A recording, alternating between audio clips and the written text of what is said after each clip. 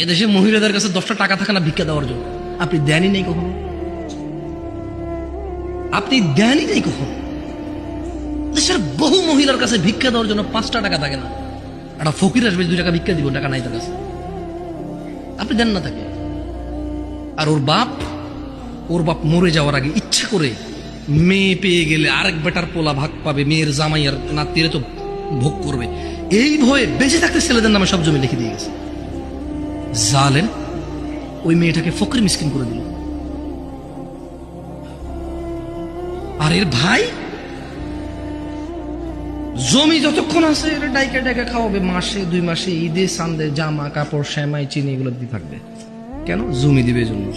এখন ওই বোন চিন্তা করে, আরে যদি আমি সম্পদ নিয়ে আসি, যা একে তো সে ডাবল পাইলো, আমি অর্ধেক পাইলাম, একটুকু যদি নিয়ে আসি, ছেলে মেয়ে স্বামী নিজের দরকারে, বলে যে অংশ আনলে ধ্বংস হয়। তুই অংশ নিয়ে ধ্বংস হস না, ওর অংশ নিয়ে ধ্বংস হবে কেন রে? তোর বাপের অংশ তুই খাবি, তুই ধ্বংস হবি না। তোর বাপের অংশ তোর বোনে খাবে, সে তার বাপের অংশ খাবে, সেখানে ধ্বংস হবে। তোকে যা আল্লাহ নির্ধারণ করে দিয়েছে, নির্ধারক আল্লাহ, এখানে তোর অধিকার রেখেছে আল্লাহ, ওই মেয়ের জন্য অধিকার রেখেছে আল্লাহ, তুই খালি ধ্বংস হবি না, ও খালি ধ্বংস হবে কেন রে?